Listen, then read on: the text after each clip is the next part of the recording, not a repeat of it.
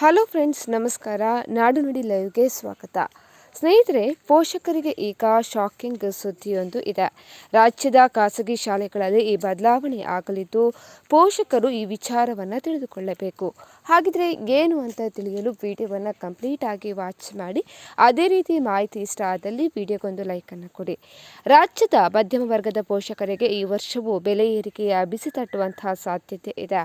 2026-27ರ ಶೈಕ್ಷಣಿಕ ಸಾಲಿನ ಪ್ರವೇಶಾತಿ ಪ್ರಕ್ರಿಯೆ ಆರಂಭವಾಗ್ತಾ ಇರುವ ಬೆನ್ನಲ್ಲೇ ರಾಜ್ಯದ ಖಾಸಗಿ ಶಾಲೆಗಳು ತಮ್ಮ ವಾರ್ಷಿಕ ಶುಲ್ಕದಲ್ಲಿ 10% ಹೆಚ್ಚಳ ಮಾಡಲು ಸಿದ್ಧತೆಯನ್ನ ನಡೆಸಿವೆ ಎಂಬ ಮಾಹಿತಿ ಇದೀಗ ಹೊರಬಿದ್ದಿದೆ. ಶಿಕ್ಷಕರು ಮತ್ತು ಬೋಧಕೇತರ ಸಿಬ್ಬಂದಿಗೆ ವಾರ್ಷಿಕ ಇನ್ಕ್ರಿಮೆಂಟ್ ನೀಡಲು ಹೆಚ್ಚಿನ ಹಣದ ಅವಶ್ಯಕತೆ ಇದೆ. ವಿದ್ಯುತ್ ದರ, ನೀರಿನ ಬಿಲ್ ಮತ್ತು ಕಟ್ಟಡದ ನಿರ್ವಹಣಾ ವೆಚ್ಚಗಳು ವರ್ಷದಿಂದ ವರ್ಷಕ್ಕೆ ಏರ್ತಾ ಇವೆ.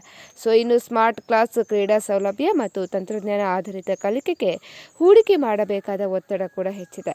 ಹಾಗಾಗಿ ಯಾವುದೇ ಶಾಲೆಯು ಶುಲ್ಕ ಏರಿಕೆ ಮಾಡುವ ಮೊದಲು ಪೋಷಕರ ಸಭೆಯನ್ನು ಕರೆದು ಸಮರ್ಥನೆ ನೀಡಬೇಕು ಅಂತ ಹೇಳುವ ಆದೇಶ ಇದೆ. ಒಂದು ವೇಳೆ ಶಾಲೆಯು ಅಸಮಂಜಸವಾಗಿ ಶುಲ್ಕವನ್ನು ಹೆಚ್ಚು ಮಾಡಿದರೆ ಪೋಷಕರು ಜಿಲ್ಲಾ ಶಿಕ್ಷಣ ನಿಯಂತ್ರಣ ಪ್ರಾಧಿಕಾರಕ್ಕೆ ಅಧಿಕೃತವಾಗಿ ದೂರನ್ನು ಕೂಡ ನೀಡಬಹುದು. ಸ್ನೇಹಿತರೆ, ಈ ಬಗ್ಗೆ ನಿಮ್ಮ ಅನಿಸಿಕೆಯನ್ನು ಕಮೆಂಟ್ ಮಾಡಿ ತಿಳಿಸಿ. ಅದೇ ರೀತಿ ಮತ್ತಷ್ಟು ಅಪ್ಡೇಟ್ಗಾಗಿ ನಮ್ಮ ಚಾನಲನ್ನು ಸಬ್ಸ್ಕ್ರೈಬ್ ಮಾಡಿಕೊಳ್ಳಿ.